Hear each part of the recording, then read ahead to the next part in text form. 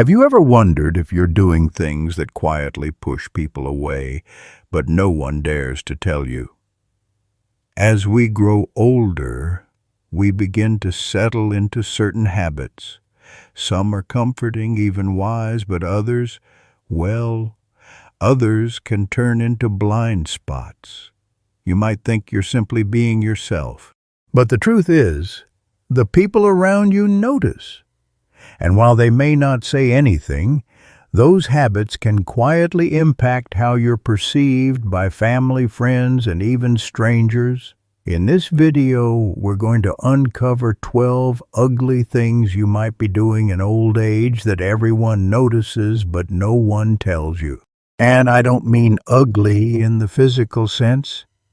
I'm talking about the kinds of behaviors that slowly wear down your dignity, isolate you from others, and chip away at the grace and respect you've earned over a lifetime. Each of these signs will challenge you to reflect. Not to judge yourself harshly, but to gently hold a mirror up and say, is this still serving me, or is it pushing people away? And here's the good news.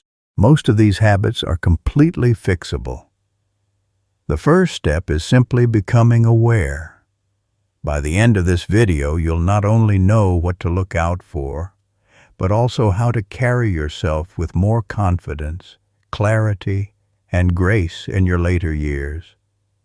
So stay with me until the end, because you may realize that a few small changes could make a big difference in how others experience you, and more importantly, how you experience yourself. Let's begin. Number 1. Neglecting personal hygiene. One of the first things people silently pick up on but rarely mention is when someone stops taking care of their hygiene. And I'm not talking about major neglect either. It's the little things. Wearing clothes that look like they've been worn 3 days in a row, hair that hasn't been brushed, fingernails that go just a little too long, a faint odor that lingers a bit too long after you leave the room. These may seem small, but they speak volumes. See, hygiene isn't just about cleanliness, it's about how we carry ourselves. In our younger years, we usually maintain these habits without even thinking. But as we get older, energy wanes, routines change, and some people start to feel like, what's the point? And that shift is subtle, but the people around you notice. They may not tell you outright because they don't want to embarrass you, especially younger family members. They don't know how to bring it up without hurting your feelings. So instead, they simply adjust. They sit a little farther away. They shorten the visit. They stop initiating hugs. But what they're really reacting to isn't you. It's the message your self-care is sending. It tells them you've given up a little, that maybe you don't value yourself as much as you once did. And here's the part. No one says out loud. When you stop taking care of yourself, people unconsciously stop treating you with the same level of warmth and respect. Now, this doesn't mean you have to dress like a fashion model or wear cologne every day, but a fresh shirt, clean hair, and trim nails go a long way. They tell the world, I'm still here. I still care. I still respect myself and you. The truth is, people respond to your energy before they respond to your words, and hygiene is one of the clearest reflections of that energy. When you take care of yourself, it quietly invites others to treat you with kindness, closeness, and dignity, and that's a message worth sending. Number 2, speaking without a filter. As we age, something curious tends to happen. The inner voice that once said, maybe don't say that out loud, gets a little quieter and sometimes disappears. Altogether, you start speaking your mind more freely, maybe even proudly, thinking, I've earned the right to say whatever I want. And while that may feel liberating, the people around you often feel something very different: discomfort.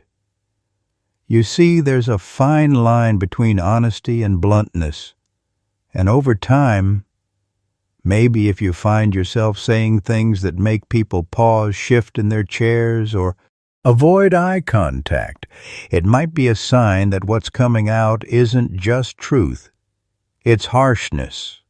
Maybe you've caught yourself making remarks about someone's weight, appearance, relationship, or even how they're raising their kids. Maybe you've brushed it off with a chuckle and said, "I'm just being honest." Or back in my day, we weren't so sensitive. But here's the reality. Honesty without compassion just sounds like criticism. And the people on the receiving end, they rarely tell you. They just start pulling back. You'll notice they stop inviting you to certain gatherings, or they don't stay on the phone as long. They love you, but they're trying to protect themselves from the sting of those small, careless remarks. Now, this doesn't mean you need to censor every word or walk on eggshells, but it does mean pausing before you speak and asking, is this helpful? Is this kind? Because sometimes what feels like speaking your truth is actually just releasing frustration, and it lands harder than you realize. A good rule of thumb, if you wouldn't want someone saying it to your grandchild, maybe don't say it to someone else's. The beauty of growing older is the wisdom you carry, and when that wisdom is wrapped in kindness, people lean in, they listen, they respect you deeply. But when it comes coated in sarcasm or judgment, they start tuning out. Even if your intentions are good, your words still have power. Maybe now more than ever, use them to build connection, not create distance.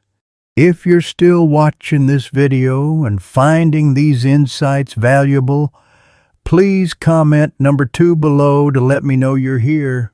And if you haven't subscribed yet, I recommend you subscribe and turn on the bell so you don't miss any videos. Your support helps us continue creating good content to inform and inspire you. Number 3, wearing clothes that don't fit anymore.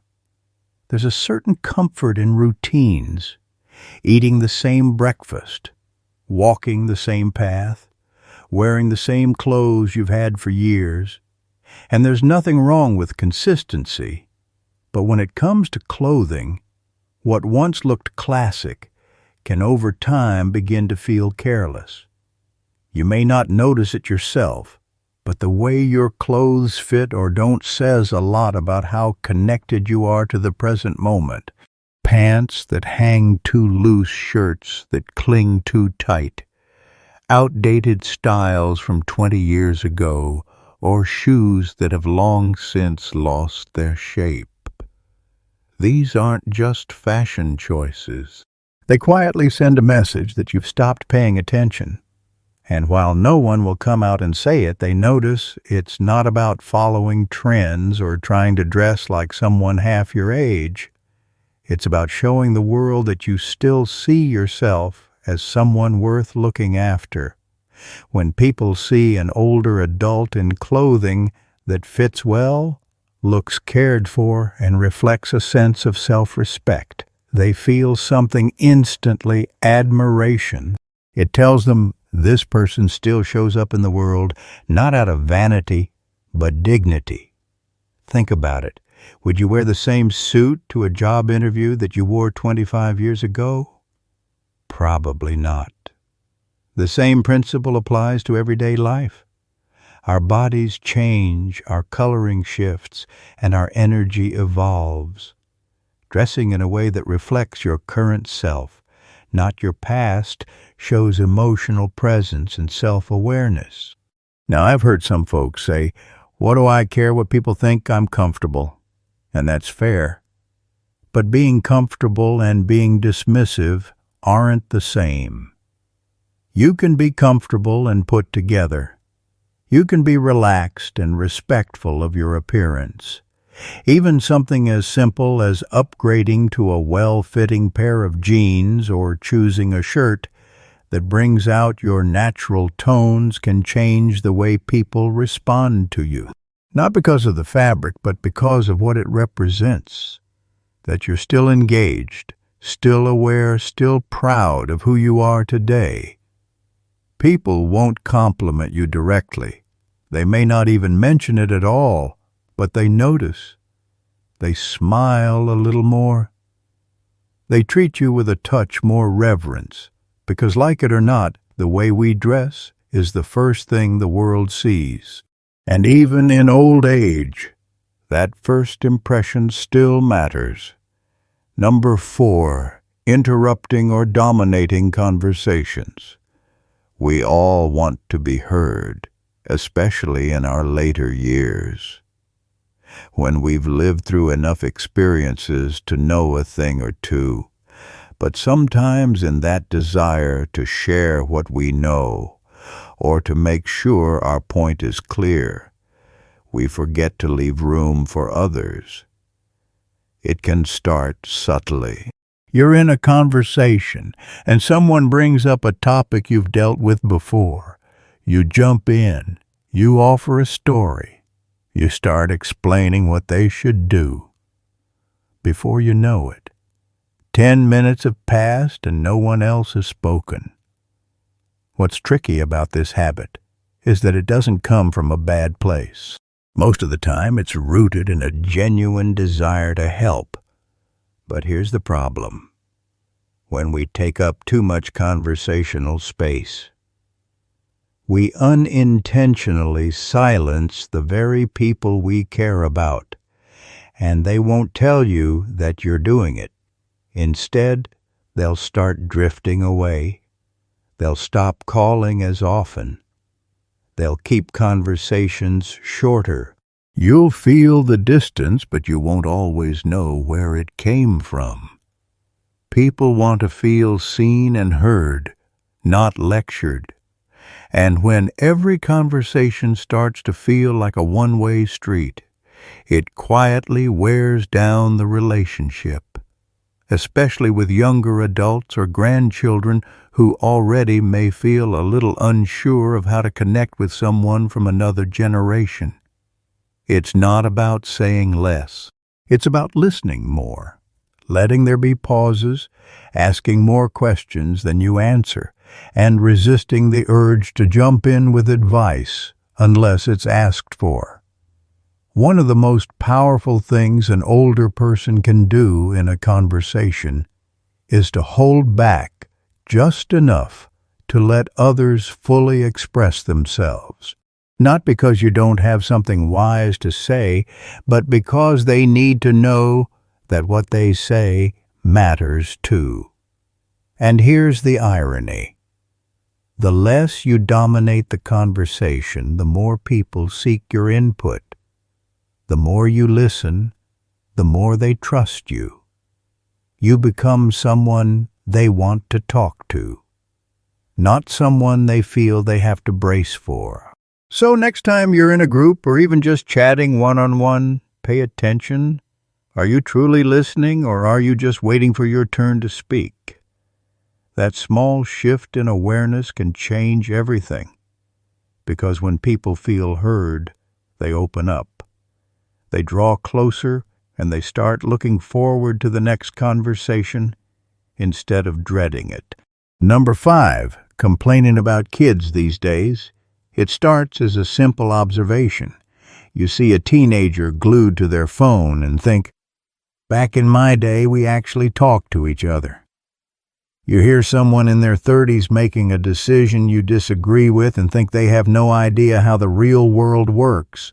And before you know it, these thoughts start slipping out in conversations with friends, with family, even with strangers. You may not realize it, but when you constantly criticize younger generations, it sends a powerful and often damaging message. It tells the people around you, especially your children and grandchildren, that you're not interested in understanding them, that you're stuck in a time that no longer exists. Now here's the uncomfortable truth.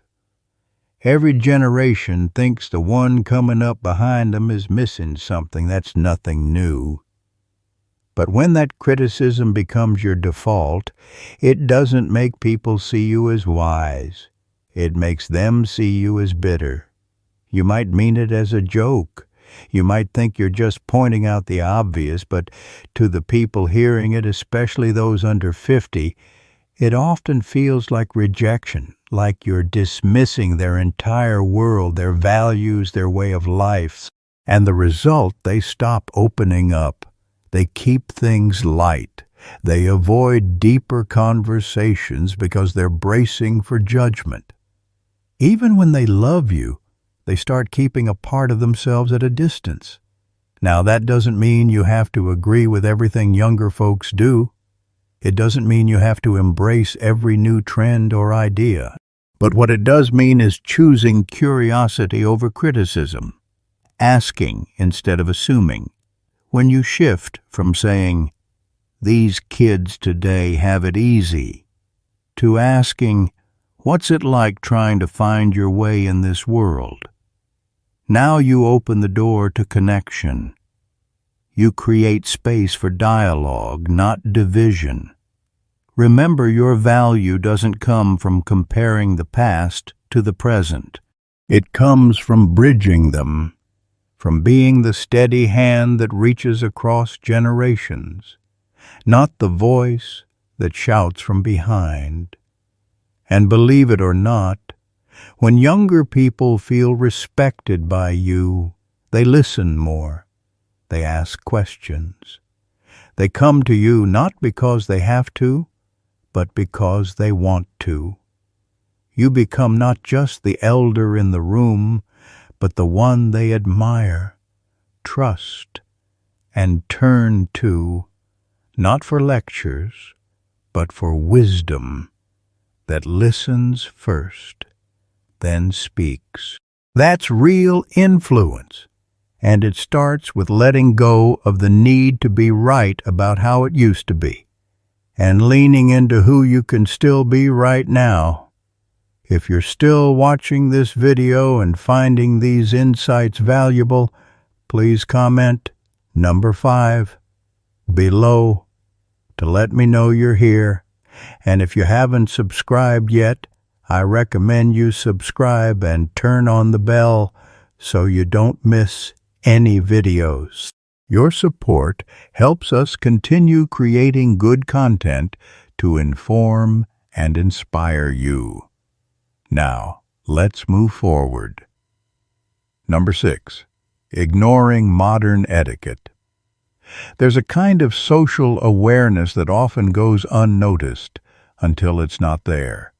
Things like speaking loudly on your phone in public, standing too close in line, or playing a video without headphones in a waiting room. Small behaviors, sure, but they can have a big impact on how others perceive you. Now, these things might not have been a big deal decades ago. Back then, people were more tolerant of loud conversations or unexpected behavior.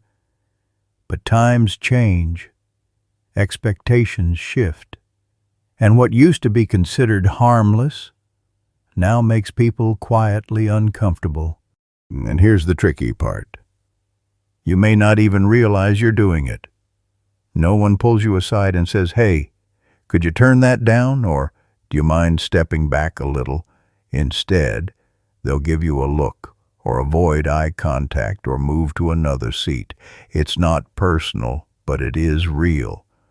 And whether it's on the subway, in a coffee shop, or even just walking through a store, these little breaches of what people now consider common courtesy send a message. They say, "I'm not aware of how I affect others." And the truth is, people don't always give older adults the benefit of the doubt. They often assume you should know better. So when they see these behaviors, they don't chalk it up to misunderstanding. They chalk it up to disregard. That's not the legacy you want to leave. And fortunately, it's one of the easiest things to fix. Start noticing how people around you behave in public spaces, how they manage their volume, how they navigate personal space, how they engage with technology when others are around. Modern etiquette isn't about being uptight. It's about being considerate. It shows that you're still tuned into the world, still engaged, still aware of the impact you have on others. And that awareness, it builds respect. It tells people, I may be older, but I'm still someone who pays attention, someone who adapts, someone who cares about how others feel. That doesn't just improve how strangers respond to you. It changes how your own family sees you, too. Grandkids notice, neighbors notice, and their quiet admiration grows. Because in a world that's always rushing, someone who moves with awareness, who carries themselves with subtle dignity, stands out more than ever. Number 7, oversharing medical problems. We've all heard the joke, get a few older folks together and the conversation turns into a contest of who's got the worst knee, the highest blood pressure, or the most medications lined up on the bathroom shelf. And while it may seem like harmless talk or even a way to relate, constantly bringing up your health issues can slowly wear down the energy of those around you. Here's the thing. Everyone knows that getting older comes with its fair share of physical challenges. You don't have to pretend everything's perfect.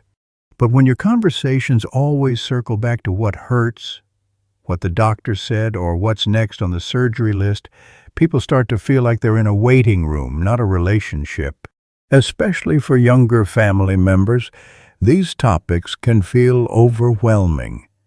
They may not know how to respond, or they may feel helpless hearing about things they can't fix. So instead of leaning in, they back away. Not out of disrespect, but out of quiet exhaustion. You deserve empathy. You deserve to be heard. But when that becomes the centerpiece of how you relate to others, it changes the dynamic. It shifts from connection to caretaking, from conversation to complaint.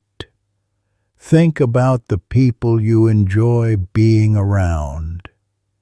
Chances are, they're not the ones who list every ache and pill they take.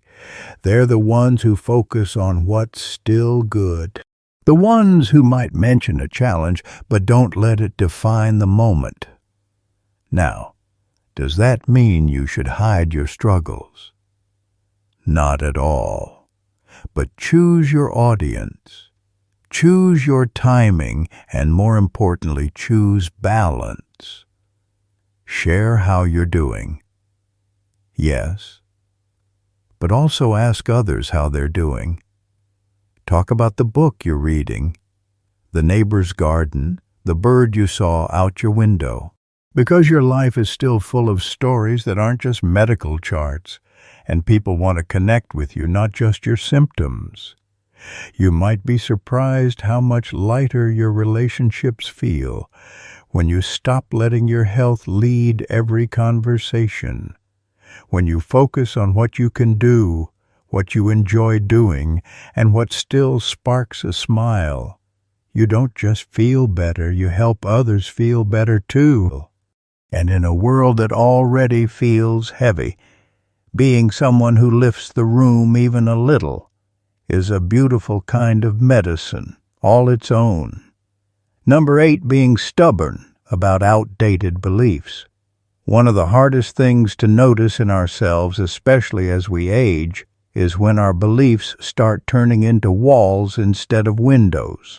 We hold on to ideas that once served us well, principles that shaped how we raised our families, ran our businesses, and made sense of the world. But over time, if we're not careful, those beliefs can harden into absolutes that no longer reflect the world we're living in now. You might find yourself saying things like, "That's just how it is," or "People are too sensitive these days," or "I don't care what the science says, I know what's right." And while you may feel confident in your views, what others often hear is something very different: resistance. The truth is, the world has changed, and it's still changing. Technology, culture, gender roles, mental health awareness, the way we communicate, it's all evolving fast. And when we dig our heels in and refuse to even consider another perspective, it doesn't come across as wisdom, it comes across as unwillingness. Younger generations notice this. And again, they usually won't confront you directly, but inside they quietly label you as someone they can't talk to about certain things, someone who won't understand, someone who doesn't want to. And that's a real loss. Because whether it's your grandchild questioning traditional careers or your neighbor living a lifestyle you don't fully understand, there's so much connection possible when curiosity replaces judgment. Now, staying open doesn't mean you abandon your values. It means you're willing to update your understanding without compromising who you are. It means making room at the table for new ideas, even if you don't agree with all of them. And here's something else. Stubbornness often hides fear. Fear of losing relevance. Fear of being left behind. Fear that if we let go of old beliefs, we lose a piece of ourselves. But the truth is, your relevance doesn't come from how firmly you hold on to the past. It comes from how courageously you meet the present.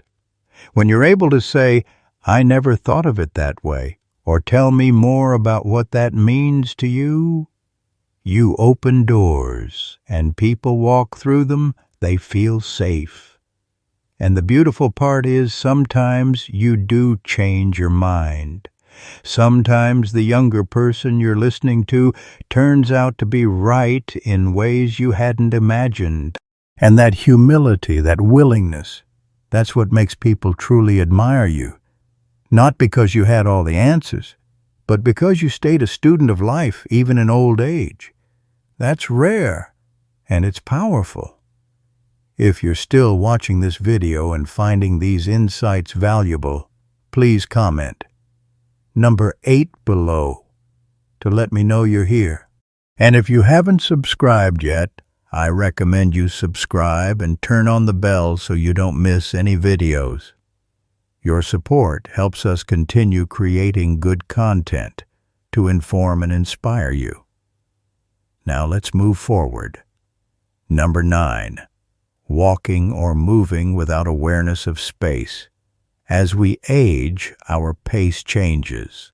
We slow down a little. We might feel less steady or more cautious with our steps, and that's completely natural. But what often happens without us realizing it is that we become less aware of how our movements affect the people around us. You've probably seen it, someone standing in the middle of a grocery aisle cart sideways, completely blocking the way while scanning a label, or someone stopping suddenly in a busy walkway, lost in thought, or walking with a friend and slowly drifting into the path of oncoming foot traffic. Most of the time, these things happen without bad intent. You're not trying to be inconsiderate. You're simply focused on your own task. But to the people around you, especially those in a hurry or navigating tight spaces, it feels like friction, like you're creating small obstacles that make their day a little harder. And here's the key part. People rarely say anything. They just sigh, walk around you, maybe give a quick glance and carry on. But over time, these small moments add up in how others perceive you.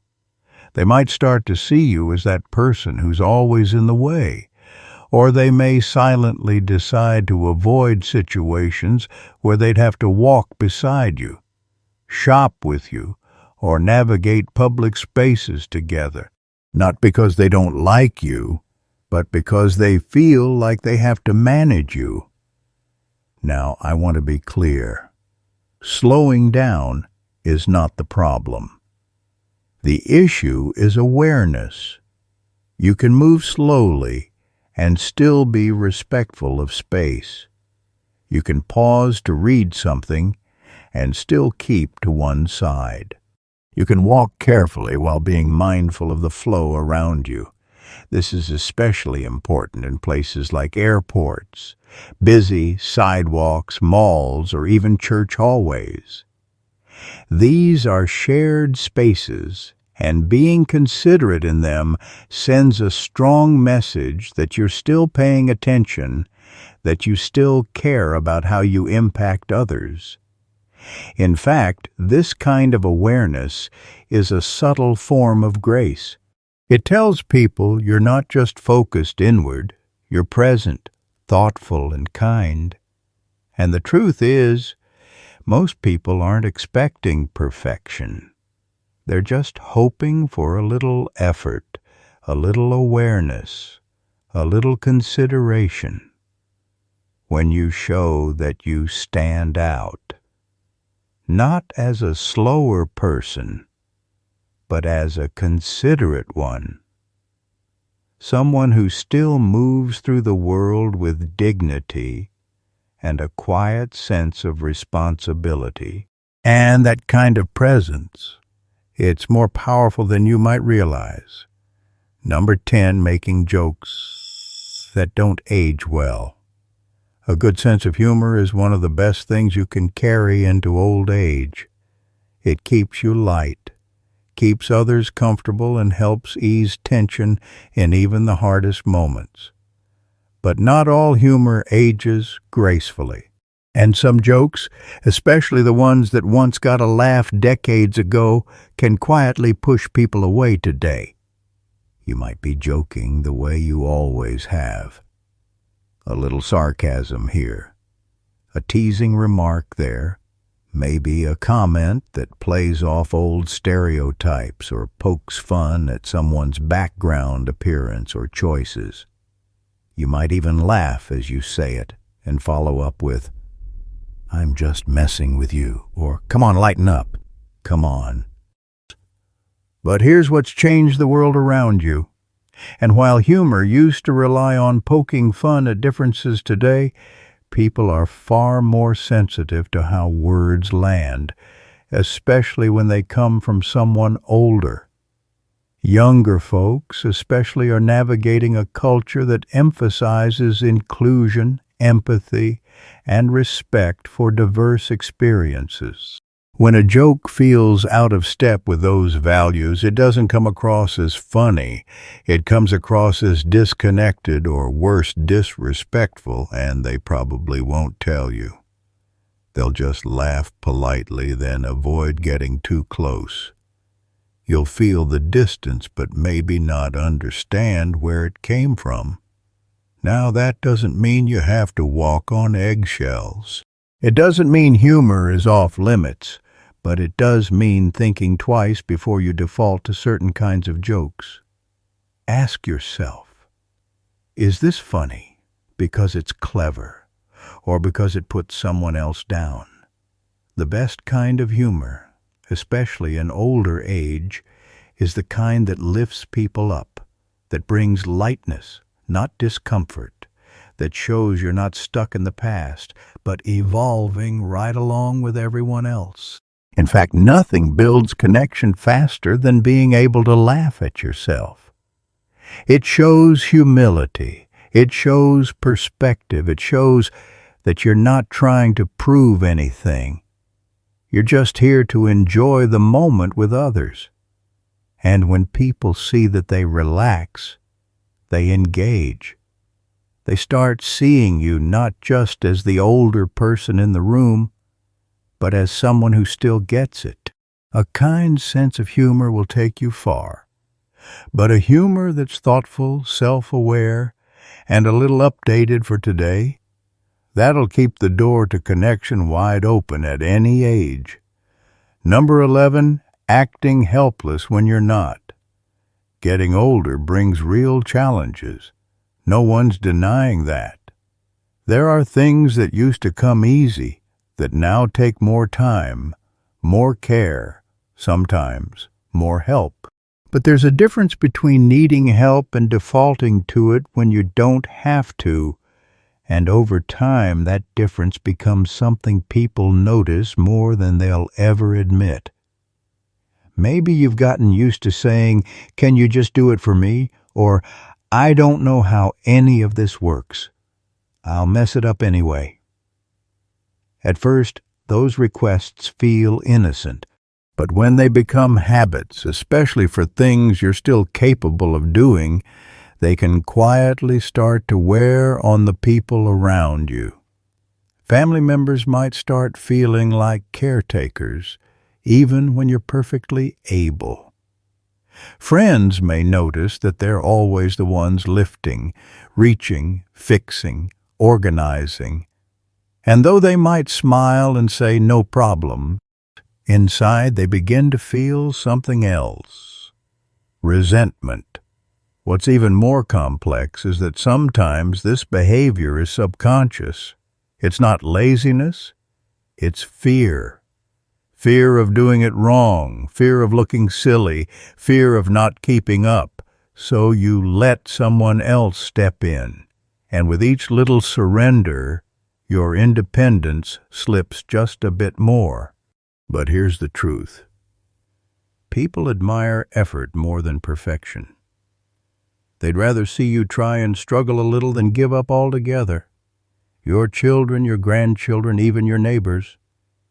They feel proud when you show you're still in the game, that you still want to learn, move, participate. And when you ask for help only when you truly need it, they trust you more. They don't feel like they're being manipulated or taken for granted. They feel honored to step in because they know it comes from a place of honesty, not habit. Maintaining your sense of agency isn't about pretending you're 30 again. It's about showing up with what you can do, asking clearly for what you can't, and respecting the line between the two. You'd be amazed how empowered you feel when you start reclaiming the little things, carrying your own bag, figuring out the new remote, following a recipe without asking someone to hover. These small wins build confidence. They remind you and everyone around you that age may change what you're capable of, but it doesn't take away your strength, your will, or your dignity. Because the people who truly age well aren't the ones who never ask for help. They're the ones who know when to ask and when to stand tall and say, "I've got this." Number 12, pretending you're always right. We all like to feel we've earned our place at the table, especially after decades of life experience, hard choices and lessons learned the long way.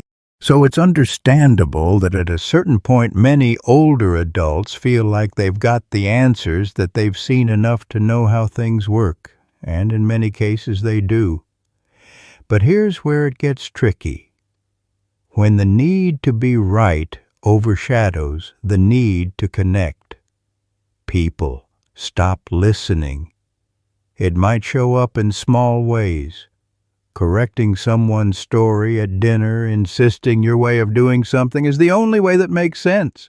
Rolling your eyes at new ideas or brushing off someone else's opinion with, "Trust me, I know better." At first, others may shrug it off. They might even laugh. But over time, being around someone who always has to be right becomes exhausting. People start avoiding meaningful conversations. They withhold their thoughts.